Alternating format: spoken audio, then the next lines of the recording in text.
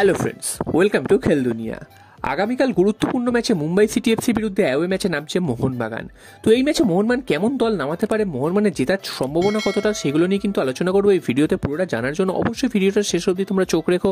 আর তোমরা যারা এই চ্যানেলে নতুন এসেছো, চ্যানেলটাকে সাবস্ক্রাইব করে দাও, পাশে থাকা বেল আইকনটাতে প্রেস করে দাও এবং লাইক কমেন্ট শেয়ার করতে কিন্তু একদমই ভুলো না। তাহলে চলো দেরি না করে মেন টপিকটা শুরু করা যাক। তো গতদিন নর্থ ইস্ট ইউনাইটেডের বিরুদ্ধে 3-1 গোলে জয়ের পর মোহনবাগানের কিন্তু আত্মবিশ্বাস অনেকটাই ফিরে এসছে।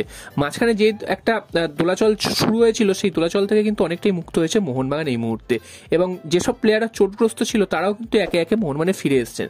তো আমরা গতদিনই দেখেছি যে দিমিত্রি পেটাটস তিনি কিন্তু সাবস্টিটিউট হিসাবে নেমেছেন, এছাড়া মনভীর সিং তিনিও কিন্তু ফিরে এসেছেন, এছাড়া অনিরুদ্ধ থাপা তিনিও আগের ম্যাচে খেলেছিলেন, হুগো বুমো তিনিও কিন্তু সাবস্টিটিউট হিসাবে নেমেছিলেন। তো এক এক করে সমস্ত প্লেয়ারই ফিরে এসেছেন, শুধু আগের দিন সাহাল আব্দুল সামাদ কিন্তু মাঠে ছিলেন না। তো যেটা জানা যাচ্ছে যে আগামীকালের ম্যাচে সাহাল আব্দুল সামাদও খেলতে পারেন, সেটা তিনি প্রথম থেকে না হলেও তিনি কিন্তু সাবস্টিটিউট হিসাবে নামতে পারেন।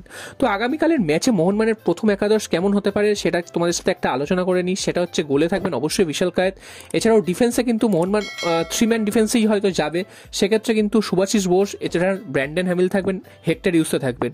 একটু ওপর থেকে কিন্তু দীপক টাংরি শুরু করবেন, কারণ দীপক টাংরি লাস্ট দুটো ম্যাচে কিন্তু যথেষ্ট ভালো ফুটবল উপহার দিয়েছেন। তো দীপক টাংরির ওপর ভরসা রাখবে। তবে গ্লেন মার্টিন্সও নেই, তো গ্লেন মার্টিন্স নেই, সেই কারণে দীপক টাংরির ওপর ভরসা রাখাটা কিন্তু জোয়ান ফার্নান্ডো করবেনই। আর অন্যদিকে একটু ওপর দিকে খেলবেন অনিরুদ্ধ থাপা এবং হুগো বুমো। তো অনিরুদ্ধ থাপা তার নিজের পজিশনটায় ফিরে এসে কিন্তু আগের ম্যাচে দুর্দান্ত ফুটবল খেলেছেন এবং তিনি কিন্তু ম্যান অফ দ্য ম্যাচও হয়েছেন, যেটা কিন্তু এতদিন তিনি খেলতে পারছিলেন না তাকে সেন্ট্রাল ডিফেন্সিভ মিডফিল্ডার হিসেবে খেলার জন্য। তো দীপক টাংরি ওই পজিশনে এসছেন এবং অনিরুদ্ধ থাপা নিজের পজিশনে ফিরে গেছেন। তো এটা কিন্তু মোহনবাগানের জন্য খুব ভালো হয়েছে এবং অনিরুদ্ধ থাপার নিজের খেলাটাও কিন্তু খুলছে আস্তে আস্তে। লেফট উইংয়ে অবশ্যই থাকবেন লিস্টান কোলাসো এবং ডান দিক দিয়ে খেলবেন মনভীর সিং। মনভীর সিং আগের দিন সাবস্টিটিউট হিসাবে নেমেছিলেন, যেহেতু অনেকদিন পর চোট পেয়ে ফিরেছেন। তো আশা করা যাচ্ছে কালকের ম্যাচে মনভীর সিং প্রথম থেকেই স্টার্ট করবেন। যদি একান্ত তিনি স্টার্ট না করেন, সেক্ষেত্রে কিন্তু প্রথম থেকে স্টার্ট করবেন আশিস রায়। আর একেবারে ওপরে কিন্তু জেসন কামিংসের সাথে কিয়ার নাসিরিকে জুড়ে দেওয়া হতে পারে, বা আরমান্দো সাদিকুর সাথে কিন্তু কিয়ার নাসিরিকে আমরা দেখতে পেতে পারি।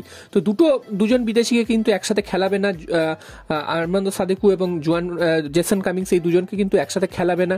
তো এই হচ্ছে কালকের মোহনবাগানের সম্ভাব্য প্রথম একাদশ হতে চলেছে। এবং মুম্বাই কিন্তু আগের ম্যাচে ইস্ট বেঙ্গলের বিরুদ্ধে আটকে গেছিল।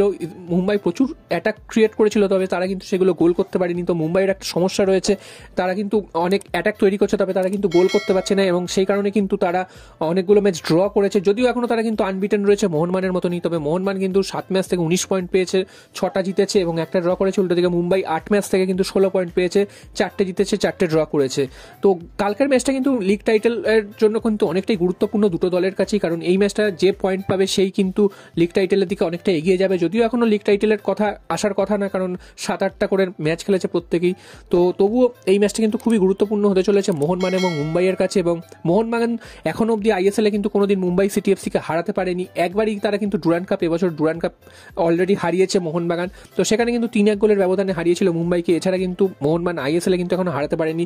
যদি কালকের হারাতে পারে আইএসএল এ, তাহলে কিন্তু সেটা কিন্তু একটা হিস্ট্রি হবে, কারণ মুম্বাইকে প্রথমবার আইএসএল এ মোহনবাগান হারাবে। এবং এই ম্যাচটা কিন্তু মোহনবাগানের জন্য একদমই সোজা হবে না, যেটা তোমাদের বলছিলাম, কারণ মুম্বাইয়ের মাঠটাও কিন্তু খুব একটা বড় নয়। তো সেক্ষেত্রে কিন্তু সে খুব বেশি যে গোল হবে সেটা কিন্তু একদমই না। আমরা ইস্ট বেঙ্গল ম্যাচে দেখেছিলাম যে ইস্ট বেঙ্গলের ডিফেন্সের সঙ্গে কিন্তু মুম্বাই বারবার আটকে যাচ্ছিল। তো দেখা যাক মোহনবাগান সেই বাধা টপকে কালকে জয়লাভ করতে পারে কিনা।